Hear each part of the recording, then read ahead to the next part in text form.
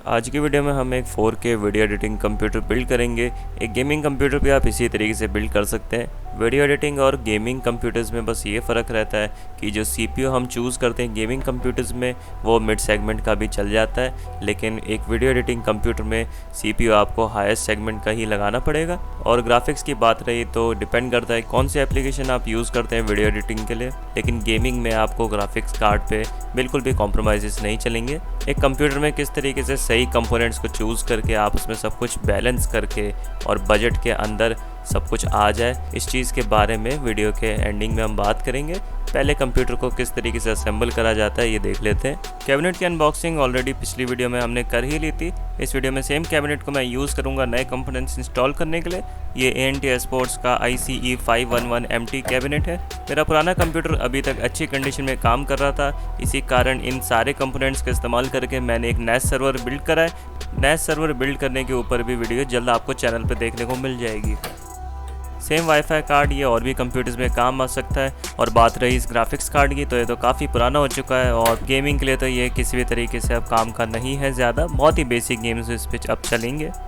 Cabinet के right side का cover निकालने के लिए 2 थंब स्क्रूज होते हैं कॉमनली। बाकी आपके कैबिनेट के डिज़ाइन पर निर्भर करेगा कि किस तरीके से उसके कवर्स निकलेंगे।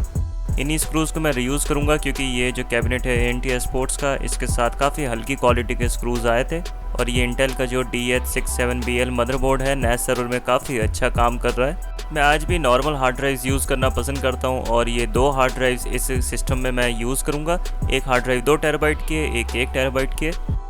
हार्ड ड्राइव के जो स्क्रूज़ के होल्स हैं उनको हार्ड ड्राइव की ट्रेस के साथ ठीक से अलाइन करके स्क्रूज़ कसें, इसे क्रॉस थ्रेडिंग नहीं होगी। और स्क्रूज़ की थ्रेडिंग भी ठीक से देख के कसें। अगर कोई भी स्क्रू को कसने में बहुत ज़्यादा एफर्ट लग रहा है तो इसके लिए आपने सही तरह का स्क्रू नहीं लगाया सही थ्रेड में, तो अच्छे से चेक करके ही लगाएं, नहीं तो थ्रेड्स डैमेज हो जाएंगी हार्ड ड्राइव के अंदर। हार्ड ड्राइव को ठीक से ट्रे में कसने के बाद ट्रे को वापस कैबिनेट में सरका देते हैं। हार्ड ड्राइव की ट्रेज में कॉमनली रबर के डैम्पर्स लगे होते हैं जो कि शॉक एब्जॉर्ब करने के लिए होते हैं, तो वो आप ठीक से देख के लगा लें। एग्जैक्ट प्रोसेस आपकी कैबिनेट की डिज़ाइन पर निर्भर करेगी। इस सिस्टम की स्पेसिफिकेशन के हिसाब से 650 वाट की कॉर्सर की ये power supply more than enough है। पावर सप्लाई की वाटेज कैलकुलेट करने पे एक अलग वीडियो है, डिस्क्रिप्शन में जाके आप वो चेक कर सकते हैं। और अगर आप मेरी सलाह माने तो कॉर्सर या कूलर मास्टर इन 2 कंपनीज़ की ही पावर सप्लाई लें। थोड़े हल्के ब्रांड्स में PC शटडाउन होने का इशू आएगा आपको अगर आप इन्वर्टर या कुछ UPS से जब आप कंप्यूटर चलाते हैं। जब पीछे से लाइट जाती है तो बैटरी मोड पे जब स्विच ओवर होता है उसका शॉर्ट इंटरवल हल्की क्वालिटी की पावर सप्लाईज कवर नहीं कर पाती। इसके बारे में डिटेल में वीडियो के एंडिंग में बात करेंगे। इस पावर सप्लाई के साथ ब्लैक कलर के स्क्रूज दिए गए हैं, ये मुझे अच्छा लगा। और हर कनेक्टर पे कंपनी ने मार्किंग कर रखी है, इससे नए PC बिल्डर्स को PC बिल्ड करने में काफ़ी सहूलियत होनी चाहिए।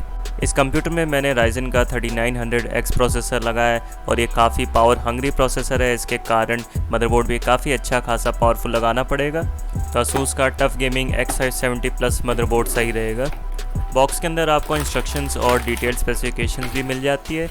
ये काफ़ी हेल्पफुल रहेगी जब आप PC के बाकी कंपोनेंट्स को ख़रीदेंगे और इंस्टॉल करेंगे। और फ्रंट पैनल के जो कनेक्टर्स होते हैं उनको लगाने में भी इससे काफ़ी मदद मिलती है। स्टील की IO शील्ड और 2 SATA की डेटा केबल्स भी मिल जाती है हार्ड डिस्क को इंस्टॉल करने के लिए।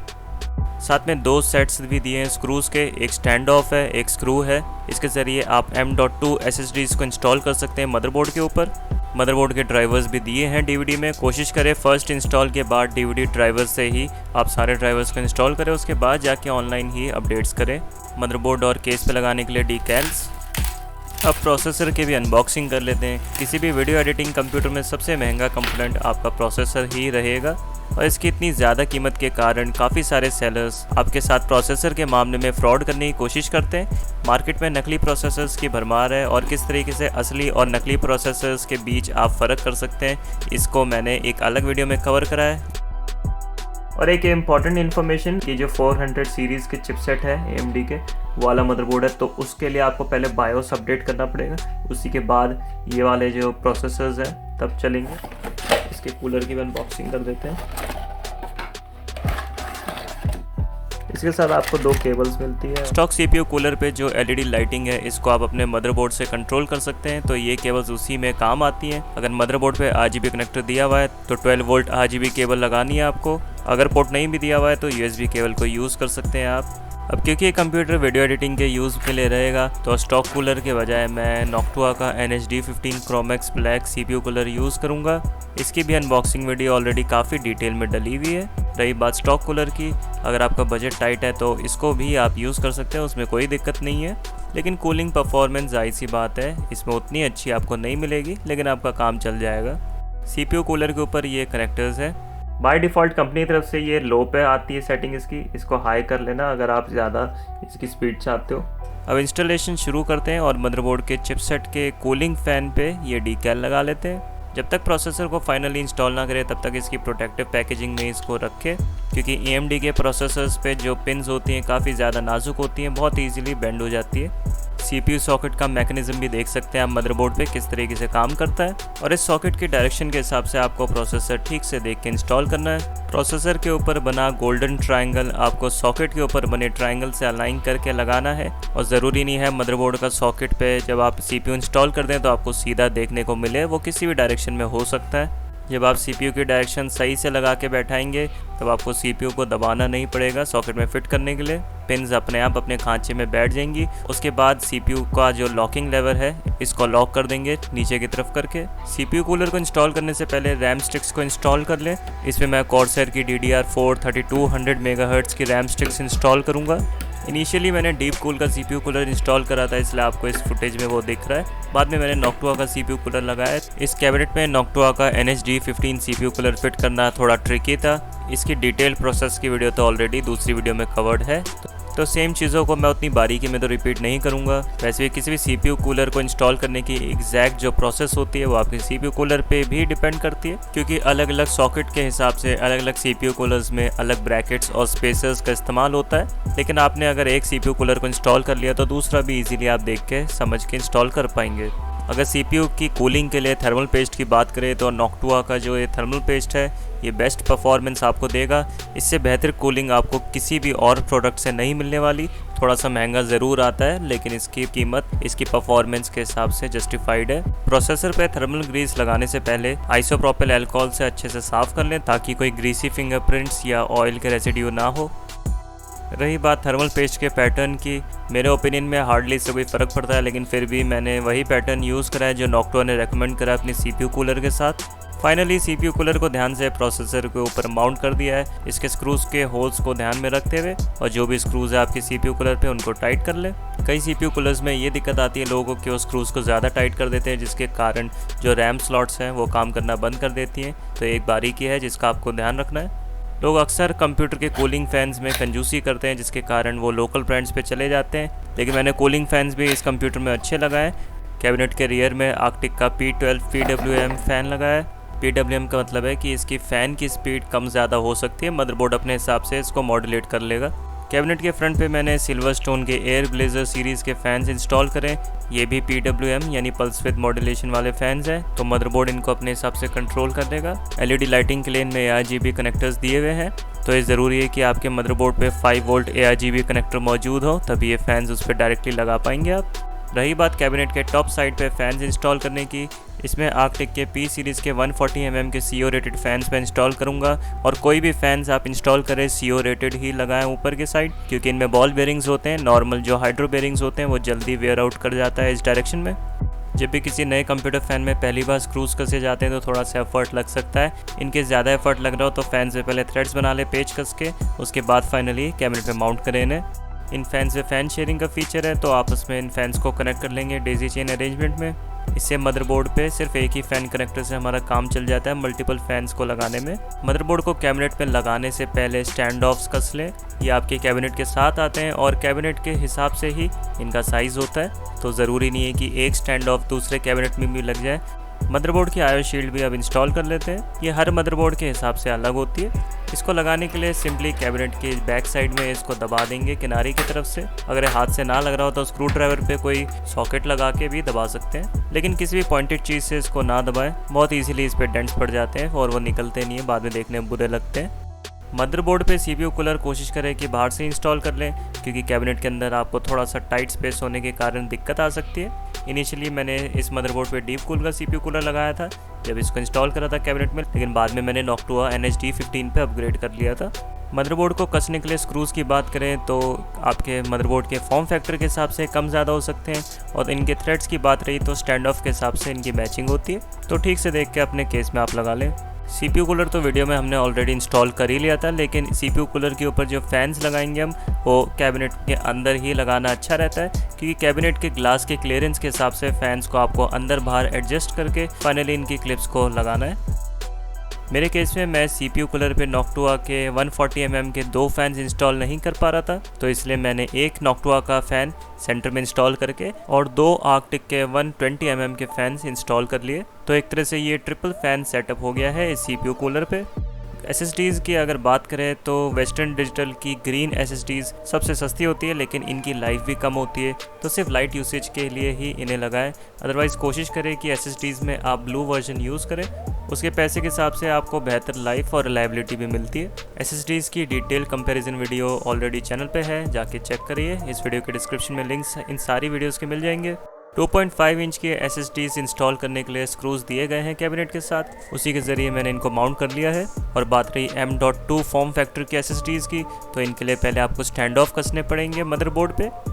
M.2 SSD की लेंथ के हिसाब से आपको स्टैंड ऑफ देख के पहले कस लेना है, उसके बाद जाके SSD को 30 डिग्री के एंगल पे कनेक्टर के अंदर आराम से स्लाइड करके फिर फाइनली स्क्रू कसना है। कौन से मदरबोर्ड में कौन सी SSD लगेगी इसकी ऑलरेडी वीडियो बनी हुई है, तो बारीक डिटेल के लिए वो आप वीडियो जाके चेक कर सकते हैं। बाकी आप अपने मदरबोर्ड के यूज़र्स मैनुअल में देखेंगे तो सारी डिटेल स्पेसिफिकेशन आपको मिल जाएगी। फ्रंट पैनल के फैंस इंस्टॉल करने के लिए हार्ड डिस्क ट्रे को मुझे दोबारा निकालना पड़ा था, अब फाइनली इसको वापस लगा लेते हैं। और इस तरीके से जो रबर के ग्रोमेट्स कह सकते हैं या डैम्पर्स कह सकते हैं, ये कैबिनेट में ठीक से फिट होने चाहिए और हार्ड डिस्क की जो वाइब्रेशन है कैबिनेट तक ना आए, जिससे आपकी टेबल पर वाइब्रेशन कम महसूस हो जब आप काम करें। फ्रंट पैनल के USB 3 कनेक्टर को भी कनेक्ट कर लेते हैं। टफ गेमिंग X570 मदरबोर्ड में इसका कनेक्टर यहाँ पर लोकेटेड है। ज़्यादातर मदरबोर्ड्स के बिल्कुल बॉटम लेफ्ट साइड पे आपको front panel HD audio port मिल जाएगा। किसी भी तरह का ऑडियो इंटरफेरेंस ना आए, इस कारण से इस पोर्ट के PCB को मल्टीलेयर PCB में अलग रखा जाता है। ASUS ने यही क्लेम करा है इस पोर्ट के लिए। फ्रंट पैनल के USB 2 पोर्ट्स के लिए ये कनेक्टर दिया गया है इस मदरबोर्ड पे। ये सारे स्क्रीनशॉट्स ASUS के यूज़र्स मैनुअल से ही मैं आपको दिखा रहा हूँ। इस जगह पे कैमरा ले जाना थोड़ा सा टफ है मेरे लिए। मुझे उम्मीद है कनेक्टर आप देख पा रहे हैं इस वीडियो फुटेज में। फ्रंट पैनल के बटन्स और LEDs के जो कनेक्टर्स होते हैं वो सबसे ज़्यादा ट्रिकी होते हैं किसी भी मदरबोर्ड पे लगाने में, लेकिन यूज़र्स मैनुअल को तसल्ली से देख के समझ के ही लगाएं, गलत ना लगाएं। हर मदरबोर्ड के और कैबिनेट के हिसाब से ये कनेक्टर्स कम ज़्यादा हो सकते हैं, अलग अलग पोलैरिटी से आपको लगाना पड़ सकता है। सारे कनेक्टर्स को लगाने के बाद एक बार डबल चेक ज़रूर कर लें, इसमें अक्सर नए PC बिल्डर्स गलती कर जाते हैं। मदरबोर्ड पे वैसे लिखा रहता है कि कौन सा कनेक्टर किस चीज़ के लिए और किस पोलैरिटी में लगाना है, लेकिन फिर भी यूज़र्स मैनुअल में थोड़ा ज़्यादा क्लियरली मेंशन्ड होता है इसके बारे में। ASUS X570 मदरबोर्ड में कोई भी बज़र बिल्ट इन नहीं है, तो कैबिनेट के साथ जो बज़र आया वही मैंने इसमें लगा लिया है। PC बूटअप के दौरान अगर कोई दिक्कत आती है तो ये बज़र बीप करके आपको दिक्कत बताता है। अब हार्ड डिस्क में SATA डेटा केबल लगा लेते हैं। फिर उसके बाद SATA केबल की पूरी लेंथ को कैबिनेट के राइट साइड में अरेंज करके फिर उसके बाद होल से निकाल के फाइनली मदरबोर्ड पे प्लग इन कर लेंगे। मदरबोर्ड पे SATA केबल्स का ऑर्डर भी होता है। SATA 1 में कोशिश करता हूँ मैं कि ऑपरेटिंग सिस्टम वाली हार्ड ड्राइव लगाऊँ, और इस केस में SATA 1 पोर्ट पे SSD लगाई है मैंने।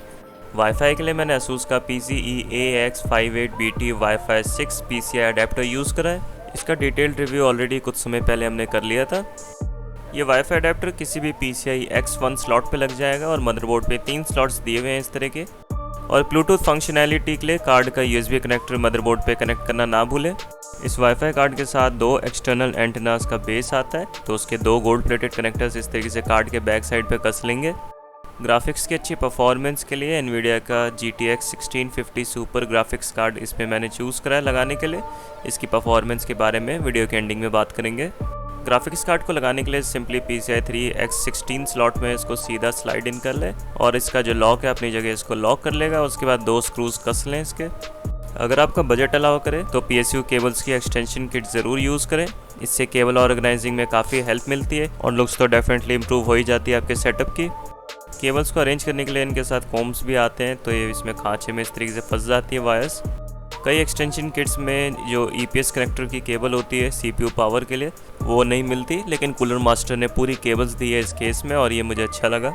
इनिशियली मैंने एक्सटेंशन किट नहीं लगाई थी, पावर सप्लाई की केबल्स डायरेक्टली लगा दी थी, लेकिन जब बाद में मेरे बजट ने अलाउ करा तब फाइनली मैंने इन्हें ख़रीद के लगा लिया। CPU कनेक्टर तक पहुंचने के लिए टॉप साइड का जो फ़ैन है वो निकालना पड़ा, फिर वापस मैंने इसे लगा लिया है। इन केबल्स के सॉकेट्स अच्छे से फिक्स हो जाते हैं पावर सप्लाई की केबल्स में, बिल्कुल स्नग फिट आता है, ज़रा से भी लूजनेस नहीं महसूस होती। मदरबोर्ड का 24 पिन का ATX कनेक्टर भी कनेक्ट कर लिया है और ग्राफिक्स कार्ड का 6 पिन पावर कनेक्टर भी लगा लिया। 1650 सुपर में 6 पिन का कनेक्टर आता है, तो आपके ग्राफिक्स कार्ड पे डिपेंड करेगा कि कितने पिन का कनेक्टर है और ऐसे कितने कनेक्टर्स हैं। हाई एंड ग्राफिक्स कार्ड में आपको ऐसे 3 कनेक्टर्स भी देखने को मिल जाएंगे, लेकिन उनके लिए पावर सप्लाई भी आपको बहुत जानदार लगानी पड़ेगी। अब मदरबोर्ड में ATX कनेक्टर को फाइनली प्लग इन कर लिया है। इससे पहले तो हमने ATX कनेक्टर को पावर सप्लाई की केबल में कनेक्ट करा था। CPU पावर के EPS कनेक्टर को पावर सप्लाई में कनेक्ट कर लिया है। इस मदरबोर्ड पे CPU के 4 पिन के 3 कनेक्टर्स हैं, एक एक्स्ट्रा ऐसी लगा छोड़ दिया है और सारे कनेक्टर्स को अच्छे से ऑर्गेनाइज कर लिया है। कोशिश करा है मैंने कि कम से कम केबल टाइज का इस्तेमाल करूं और ज़्यादातर जगह मैंने वेलक्रो स्ट्रिप्स का यूज़ करा है केबल्स ऑर्गेनाइज करने के लिए। फ्रंट पैनल के फैंस का 5 वोल्ट ARGB कनेक्टर मैंने मदरबोर्ड में कनेक्ट कर लिया है,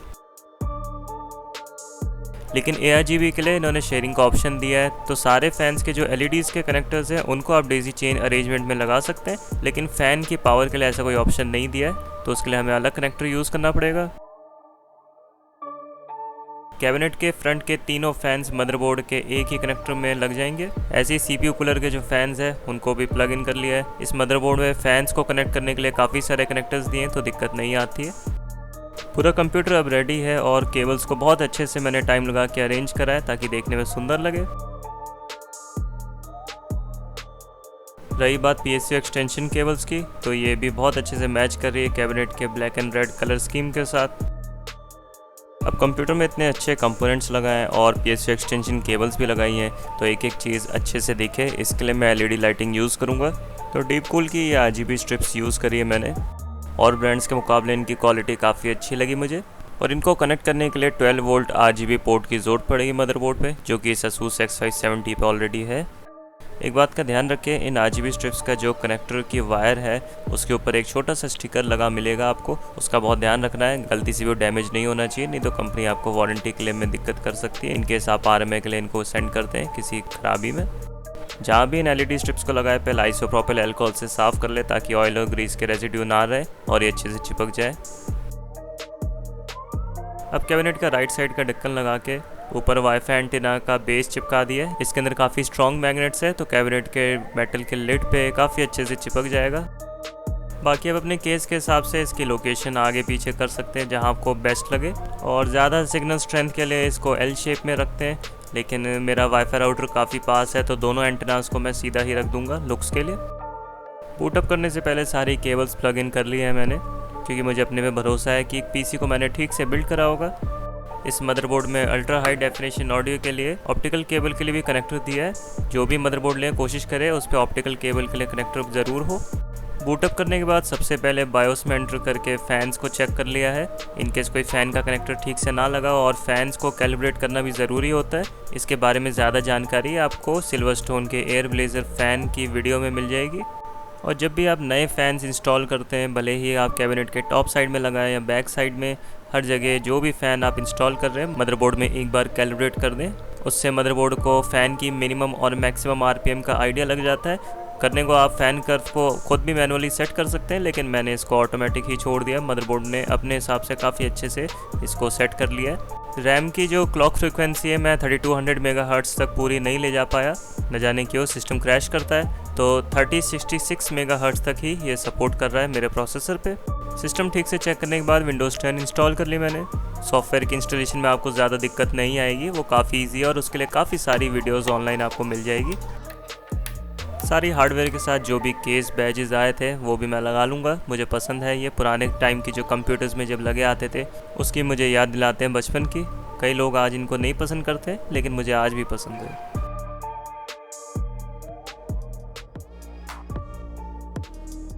अगर वीडियो को अब तक आपने बिना स्किप करे ध्यान से देखा है तो कंप्यूटर को असेंबल करना तो आपको आ ही गया होगा, लेकिन कंप्यूटर असेंबल करने से ज़्यादा ट्रिकी होता है सही कंपोनेंट्स को चूज़ करना। अब जो भी कंपोनेंट्स मैंने इस कंप्यूटर में चूज़ करे ये एक वीडियो एडिटिंग पीसी के लिए है, क्योंकि गेमिंग के लिए अगर आप कंप्यूटर बिल्ड करें तो सबसे ज़्यादा जो आपका बजट लेगा वो लेगा ग्राफिक्स कार्ड, और उसके बाद जो सेकंड एक्सपेंसिव चीज़ होगी वो होगी प्रोसेसर। और प्रोसेसर गेमिंग कंप्यूटर में बस आपको इतना ही लेना होता है कि वो एज ए बॉटलनेक काम ना करे, वो स्लो डाउन ना करे गेमिंग परफॉर्मेंस को। लेकिन कोई भी पीसी आप अगर वीडियो एडिटिंग के लिए यूज़ कर रहे हैं तो उसमें डेफिनेटली आपको प्रोसेसर पे बहुत ज़्यादा ध्यान देना चाहिए। जितना मेरा बजट था उसके हिसाब से मैंने इसमें Ryzen 3900X प्रोसेसर यूज़ करा है, तो मेरे हिसाब से मोर देन इनफ है। 4K वीडियो एडिटिंग भी बहुत आराम से हो जाती है। रही बात ग्राफिक्स कार्ड की, तो मैंने जितना कम से कम लेवल का ग्राफिक्स कार्ड हो सकता था वो लगाया, क्योंकि मैं ज़्यादा गेमिंग फ़िलहाल नहीं करता हूँ, मोस्टली मेरा वीडियो एडिटिंग का ही काम है। लेकिन फिर भी अगर आप 4K वीडियो एडिटिंग कर रहे हैं और अच्छा आपको ग्राफिक्स कार्ड इसके कंपैरिजन में डालना चाहिए। अब तो और भी नए मॉडल्स आ रहे हैं, क्योंकि ये जो पीसी है एक्चुअली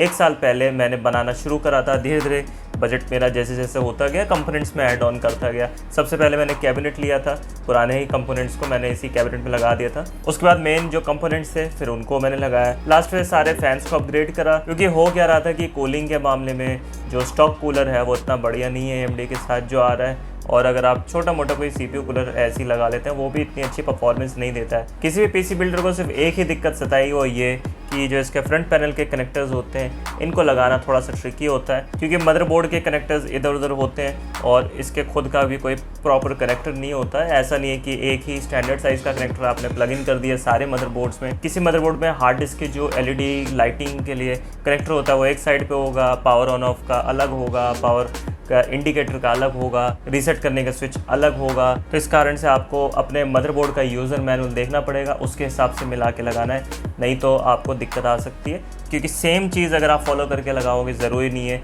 कि आपके कैबिनेट के हिसाब से या आपके मदरबोर्ड के हिसाब से ये गाइड उसमें काम करे। एक चीज़ अक्सर मैं लोगों को करते देखता हूँ वो ये कि प्रोसेसर अच्छा लगा लिया, ग्राफिक्स अच्छा लगा लिया, लेकिन जो मदरबोर्ड है उस पर सबसे ज़्यादा लोग कटौती करते हैं। जितना आपका पीसी का बजट है उसमें आप मान के चलिए कि 10 से 20% का वेरिएशन रहेगा और हमेशा कीमत बढ़ेगी, कम नहीं होगी। आजकल आपको प्राइसेस अगर इनके पता हो, जो आजकल ये दुनिया में ड्रामा चल रहा है, और प्राइसेस को अननेसेसरीली यहाँ के जो सप्लायर्स हैं बढ़ा रहे हैं, थोड़ा सा उनको महंगा मिल रहा है, थोड़ा सा वो और महंगा करके मुनाफा कमा रहे हैं। तो 10,000 का ग्राफिक्स कार्ड ये उस वक्त जब मैंने लिया था तो 20,000 के करीब का मुझे मिला था। तो कई बार तो ऐसा भी होता है ओरिजिनली आपने 1 लाख का प्लान करा है और फिर कंपोनेंट्स लगाते लगाते 2 लाख तक पहुंच जाता है। मदरबोर्ड अच्छा लगाना इसलिए ज़रूरी है, जो भी आप CPU लगाएंगे वो मदरबोर्ड के थ्रू ही पावर लेगा, तो उसके VRMs हो गए या जो भी चिपसेट हो गया, कम से कम उसमें इतनी पावर होनी चाहिए कि वो आपके हैवी CPU को ड्राइव कर पाए। कई लोग टाइट बजट के कारण मदरबोर्ड में कंजूसी करते हैं, हल्के ब्रांड्स का यूज़ करते हैं,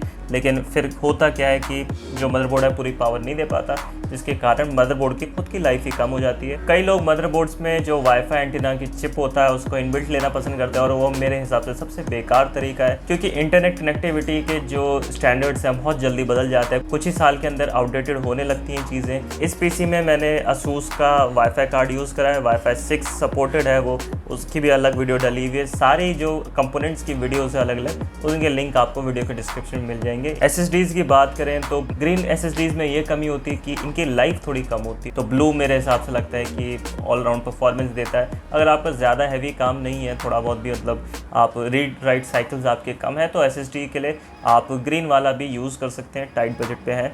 अभी तक मेरे दोनों में यूसेज बराबर ही रही है। ग्रीन वाली SSD मैंने ओरिजिनली ली थी सबसे पहले, इसमें ऑपरेटिंग सिस्टम इंस्टॉल्ड है, और ब्लू वाली SSD में मोस्टली गेम्स और जो भी हैवी एप्लीकेशन है वो इंस्टॉल्ड है। तो इन केस अगर विंडोज़ मैंने अपग्रेड करी, वैसे मैं करना नहीं चाहूँगा। विंडोज़ 10 ही ऑलरेडी बहुत पैथेटिक है परफॉर्मेंस के मामले में, विंडोज़ 11 में और वो बग्स और वो सब कचरा होएगा स्पाइंग करने के लिए हम लोगों पे, तो किसी भी हाल में मुझे विंडोज़ का अपग्रेड करने का बिल्कुल भी इंटरेस्ट नहीं है फ़िलहाल। SSDs की तो बात हो गई, लेकिन मेन स्टोरेज के लिए SSDs आप कभी भी यूज़ मत करना। SSDs तभी तक अच्छी है जब रीड राइट साइकिल आपके कम है, और मोस्टली आप रीड कर रहे हैं एक बार डेटा राइट करके। ऑपरेटिंग सिस्टम के मामले में अगर आपको कोई भी सीरियस डेटा स्टोर करना है, हमेशा स्पिनिंग हार्ड ड्राइव्स यूज़ करें। आजकल जान पूछ के आपने देखा होगा जो मैन्युफैक्चरर्स हैं कैबिनेट्स में इतनी कम जगह दे रहे हैं हार्ड ड्राइव्स की कि आप 2 हार्ड ड्राइव ही उस पर फिट कर सकते हैं। और ये भी एक बहुत ही घटिया ट्रेंड है, क्योंकि एसएसडीज हैवी रिट्राइड साइकिल के लिए नहीं बनी होती। चाहे ब्लैक वाला वर्जन भी ले लें, उसकी भी एक लिमिट है। लेकिन आज भी डेटा स्टोरेज के मामले में जो नॉर्मल आपकी स्पिनिंग हार्ड ड्राइव्स होती है वही यूज़ होती है। इस कारण से इसमें भी मैंने 2 हार्ड ड्राइव्स यूज़ कर रखी है। एक हार्ड ड्राइव को 11 साल से ज़्यादा हो चुके हैं, दूसरी हार्ड ड्राइव को भी मेरे ख्याल से 9 साल हो चुके हैं। तो इनकी लाइफ डिपेंड करता है कि आप किस तरीके से यूज़ कर रहे हैं। मोस्टली मैंने अपने डॉक्यूमेंट्स, वीडियो फाइल्स और म्यूज़िक फाइल्स इसमें स्टोर करी है। डेली चलने के बावजूद इन हार्ड ड्राइव्स में आज तक कोई भी दिक्कत नहीं है। और हैवी वीडियो एडिटिंग के लिए मैं यूज़ करना पसंद करता हूँ रेड सीरीज़ की इनके हार्ड ड्राइव्स आती है, जो NAS सर्वर के लिए यूज़ होता है। तो वीडियो एडिटिंग के लिए जो भी मेरा मटेरियल होता है इस NAS सर्वर में रखा रहता है, उसी से मैं वीडियोज़ एडिट करके आपको दिखाता हूँ। और NAS सर्वर पे भी अलग वीडियो आएगी, इसके बाद वो कोशिश करूँगा मैं जल्द से जल्द आ जाए। NAS सर्वर बहुत ज़रूरी होता है किसी भी वीडियो क्रिएटर के लिए। CPU कूलर की अगर हम बात करें, कई लोग लिक्विड कूलिंग पसंद करते हैं, कई नॉर्मल जो एयर कूल्ड PCs पसंद करते हैं। मेरे ओपिनियन में आप हमेशा एयर कूल्ड PC को ही प्रेफर करें। इसमें सबसे बड़ी खासियत है आपको हेडेक नहीं है, कहीं भी लीकेज का चक्कर नहीं है, और वैसे भी इलेक्ट्रॉनिक्स और पानी का ज़्यादा अच्छा कॉम्बिनेशन नहीं है। अक्सर लोगों का आप सुनने को मिल जाएगा कि लाखों रुपए के PCs बेकार हो चुके हैं शॉर्ट सर्किट से, और वो वारंटी में कवर्ड नहीं होता। तो वाटर कूलिंग देखने में आपको अच्छी लग सकती है, स्टाइलिश है, जो भी परफॉर्मेंस थोड़ी बहुत अच्छी दे देगी। लेकिन नॉइस लेवल की अगर हम बात करें तो एयर कूलिंग सबसे ज़्यादा शांत होती है। हाँ, आपने सही सुना, जो AIO पंप्स होते हैं वाटर कूलर्स में वो ऑलरेडी काफ़ी नॉइसी होते हैं, और उसकी अपनी फर्मवेयर होती है, वो भी बगी रहती है कई बार। इतना अननेसेसरी कॉम्प्लिकेशन मुझे पसंद नहीं होता। ये फैंस भी ऑलरेडी हाई परफॉर्मेंस फैंस है, कोई ऐसा नहीं मैंने लोकल फैंस नहीं लगाए। सारी कूलिंग का इसमें मैंने बहुत ज़्यादा ध्यान रखा है, तो इससे बेहतर परफॉर्मेंस नॉइस लेवल के हम ध्यान में रखते हुए कोई भी आपको CPU कूलर नहीं देता। अगर डीप कूल का असैसिन की बात करें, 1 डिग्री CPU ठंडा रह सकता है, लेकिन उसमें नॉइस लेवल ज़्यादा है। और एटलीस्ट मैं चाहता था कि नॉइस लेवल कम से कम रखूं इस कंप्यूटर का, और मोस्टली कम ही रहता है क्योंकि मुझे वॉइस ओवर करना पड़ता है यूट्यूब पे। तो सारी चीज़ों के अपने अपने, ये कूलिंग फ़ैन है, सर्वर के नीचे अपना है, इन्वर्टर बीच में गड़गड़ करता है, एम्पलीफायर का अलग फ़ैन है। तो सारी इलेक्ट्रॉनिक डिवाइस में जितने शांत फ़ैन आप यूज़ कर सके, जितने कम स्पीड लेवल पे आप फैंस को चला पाएँ, उतना अच्छा है। एडुकेट कूलिंग का ख्याल रखना ही आपको। तो टॉप पे जो भी फैंस आप यूज़ करें बॉल बेरिंग वाले होने चाहिए, नॉर्मल ये हाइड्रो बेरिंग वाले फैंस नहीं चलेंगे। इस कारण से ही मैंने ऊपर CO रेटेड फैंस यूज़ करे। दोनों फैंस ऊपर बॉल बेरिंग वाले हैं, बैक साइड पे हाइड्रो बेरिंग वाला ही फ़ैन है, आर्कटिक का P सीरीज़ का फ़ैन है, और आगे सिल्वरस्टोन के एयर ब्लेजर सीरीज़ के फ़ैन्स हैं। इसमें भी अलग अलग 2 मॉडल्स आते हैं, ये वाइट वाले हैं, और आर्कटिक के ये रेड कलर के हाई परफॉर्मेंस वाले फ़ैन्स हैं। सारी चीज़ों के लिंक वीडियो के डिस्क्रिप्शन में मिल जाएगा। एक पावर सप्लाई का लोगों को बड़ा इशू आता है। लुमिनस के इन्वर्टर वाली मेरी वीडियो थी, उसमें कई लोगों ने शिकायत की थी कि उनका कंप्यूटर जब भी पीछे से बिजली जाती है, यानी कि इन्वर्टर स्विच ओवर करता है, तो ऑफ हो जाता है। मैं आपके सामने इसको ऑफ करके दिखाता हूँ और आप देख सकते हैं कंप्यूटर रीस्टार्ट नहीं कर रहा है। अगर मैं इसमें गेम्स भी चला दूंगा, जितना हैवी से हैवी लोड डाल दूंगा, और मैं स्विच ऑफ करूंगा पीछे, यानी कि पीछे से बिजली जाने का मैंने ये डेमोस्ट्रेट करा है, तब भी ये रीस्टार्ट नहीं करता। और इसका कारण ये, इसमें कॉर्सर की मैंने पावर सप्लाई यूज़ करी है। मैंने अपनी सारी वीडियोस में आपको बताया कि कोई भी पावर सप्लाई आपको यूज़ करनी है, सिर्फ 2 ब्रांड्स इंडिया में मैं प्रेफर करता हूँ, एक कूलर मास्टर, एक कॉर्सर। बाहर की कंट्रीज़ में सीसोनिक भी एक कंपनी है, वो इनसे भी अच्छी मानी जाती है, बल्कि कॉर्सर का भी बताते हैं कि सीसोनिक से ही ये अपने पावर सप्लाईज लेता है। अब इसका पीछे का लॉजिक ये है कि हर पावर सप्लाई के अंदर छोटे छोटे कैपेसिटर्स होते हैं, और कैपेसिटर्स ही इसका करंट स्टोर करते हैं। जब ये आप ऑफ करते हैं तो इतने शॉर्ट टाइम का जो इसका स्विच ओवर होता है इन्वर्टर क्योंकि इंस्टेंटली बिजली स्विच ओवर नहीं कर सकता, उसको पीछे से वोल्टेज सेंस करने के लिए थोड़ा सा टाइम चाहिए।